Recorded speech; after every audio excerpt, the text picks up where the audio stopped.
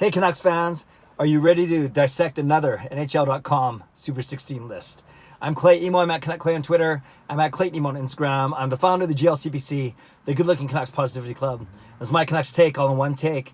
It's Clay's Canucks commentary for Thursday, July the 2nd. This is where you get Canucks insight that's positive and timely. Yes, NHL.com has released another one of their Super 16 lists. For those of you that may or may not know, over the past few weeks, they've been doing these top 16 player lists, and they've been using the pool of candidates for the 24 teams that are still playing. So basically, they're basically ranking all the players in the league except for players from Detroit, Ottawa, San Jose, Anaheim, New Jersey, LA, and Buffalo. And we've talked about this a few times on this channel because the first one they did, they ranked the 16 goaltenders, the top 16 goaltenders, and Jacob Markstrom was ranked number 13.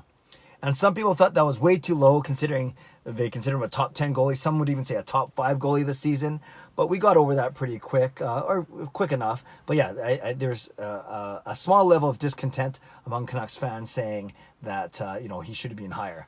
Then they did the top 16 centers, and Elias Pettersson did not crack that list. But then when you looked at that list of players, there are obviously some very, very good centers in the league.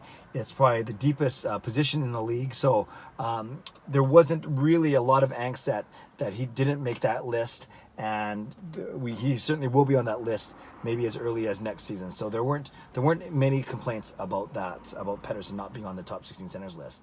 And one caveat, I know that lists mean nothing in the bigger picture. We want our players to win a Stanley Cup. We want our players to have success as a team. So no one's going to fret too much about where they're ranked or whether they're even ranked on a top 16 list by a bunch of NHL.com writers. But it is one indication, maybe not the best indication, but it is one indication. We can't just ignore it. It's one indication of what the general sense is out there among at least hockey media. Which brings me to today's list. It was the top 16 defensemen. And you guys know we've been talking about this Cale Makar, Quinn Hughes, Calder debate. These guys are going to be Norris Trophy candidates, finalists for years to come. But for this year, it's the Calder. And I think we're kind of resigned to the fact that as much as we love Quinn Hughes, we think it'll likely be Makar, although, we obviously want it to be Hughes. And according to these writers, it might be going that way as well because Cale Makar ranked 8 in the top 16 and Quinn Hughes ranked number 12 in the top 16. And still, that is still really good to be ranked number 12 in your rookie season in the top 16 defensemen still playing right now. That's pretty good. And therefore, by extension, number 8's even better, right? To be ranked in the top 10 of all defensemen still playing, that's really good. So, kudos to both Makar and Hughes. And, you kind of think, well, what defensemen are on the 7 teams that aren't playing anymore that could be ranked? Well, there are guys like Drew Doughty and Rasmus Dahlin and Thomas Chabot. But we'll just talk about, obviously, this top 16 list, headed by guys like Hedman and Yolcine and Carlson, who are probably the 3, candidates for the Norris Trophy finalists this season. So, but I want to talk about this Makar versus Hughes thing. And we talked about it many times before about the debate for the Calder Trophy. And not just me, others have talked about it as well. But when I looked at the breakdown of the writers and their voters, I was actually quite surprised at how lopsided it was once again. Much like we talked about, in one of these also Calder Trophy articles, how lopsided it was. I can't remember, but basically it's like 95% of it 5% of the writers gave it to Makar over Hughes.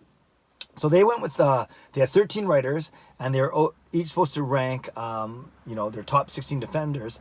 And every time they ranked someone number 1, they got 16 points. Every time they ranked someone number 2, they got 15 points, 14, 13, all the way to 1 point for 16th place person. So the most points you can get is obviously 16 times 13, which is, what is that? 160, 32, 48, 208 points was maximum. So Makar got 86, or I think it was 88 points. It was either 86 or 88 points, good enough for 8th place. And Hughes got 30 points fewer, 56 or 58. Can't remember which one. It was either 88 and 58 or 86 and 56. But Hughes finished 30 points less than Makar, and therefore 4 places lower. And Hughes still beat out some other really good defensemen, obviously, to be number 12. I don't think Ryan Suter should be ranked ahead of Hughes, but that's just one. And but overall, it's still a really good showing by Hughes. But when you look at the breakdown, because they actually show how the 13 voters ranked, it's kind of interesting. Only one of the 13 had Hughes ranked higher than Makar. 3 of the 13 actually had Makar in their top 16. One as high as number 4, and Hughes didn't even make their top 16. So 3 of the writers didn't have Hughes in the top 16. Then you had 7 writers that had Makar 1 spot ahead of Hughes, where there's 8 and 9, or 10 and 11, or 15 and 16. So that shows, kind of how close they are in the majority of the writers, 7 of 13. But all 7 of those 13 writers had Makar 1 spot ahead of Hughes. So it's almost like they put them together and they put Hughes ahead of Makar, which would kind of maybe be an indication of the Calder Trophy. So, and then finally they had 2 writers that had Makar 2 spots ahead of Hughes. So that's our 13. 1 of them had Hughes ahead of Makar. 3 of them had Makar ranked in the top 16, but not even a mention of Hughes. 7 of them had Makar 1 spot ahead of Hughes, and 2 of them had Makar 2 spots ahead of Hughes. So all to say, 12 of the 13 writers had Cale Makar at a higher spot than Quinn Hughes. Okay, so I spent like 5 minutes laying that out and talking about that and the past top 16, Super 16 rankings. So Canucks fans, my question to you is this: on July 2nd, does it bother you? Do you care? Do you care about these lists, or do you not care about these lists, but you still care about the Calder Trophy voting, which is fair, but then you'd have to kind of acknowledge that across the board, it sounds like Cale Makar sounds like he's going to be the favorite. And we don't use it as a verbal free roll. We don't say, oh, Makar's going to win, but deep down we're just hoping that Hughes wins, just so we can't lose either way, right? Because if Makar wins, we can say, oh, we predicted that. But if Hughes wins, then we're obviously happy. So I'm not trying to hedge my bets or do what's called a verbal free roll that way. I truly, genuinely think that Cale Makar is going to win. It's just a sense I get. But of course, I would be happy if Quinn Hughes won the Calder Trophy. And this comes 2 days after we saw Quinn Hughes do a 15-minute media availability with the Vancouver Canucks media, with the Vancouver media from his hotel room. And yeah, it's pretty cool because, it's been 4 months since they've been off, but he actually looks stronger, even though he's wearing he was wearing clothes, like his regular civilian clothes. He looks stronger. He looks like he's matured. It looks like he's aged, even over the past 4 months. And you got to remember, these guys are 19, 20, 21 years old. They are going to mature very quickly. I just think of my own teenagers, and they change so much, almost on not daily basis, but on a week and certainly month-to-month basis.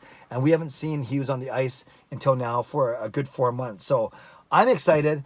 I don't get too wrapped up in these top 16 lists, but I'm excited for what Quinn Hughes can do. But what he sounded, the way he talked, and what he was saying, how he was saying it, how he admitted that he was hitting a bit of a wall at the end of the 69 game season for him, but the fact that he's coming back fresh like everyone is, and he's ready to make an impact in the play-in series and the playoffs, that excites me as a Canucks fan, and that excites me much more than a Super 16 list put out by NHL.com. But Canucks fans, I would love to know your feedback. The question of the day is, does a list like this, where it has Makar so prominently ranked prominently higher than Hughes, does that bother you at all?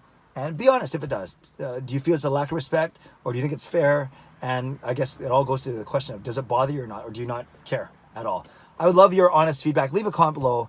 I love to read, react, and reply as always. Subscribe if you like to. Like this video if you like to. Stay safe, stay healthy, take care of yourselves, take care of each other. Enjoy the day. God bless, and go Canucks go.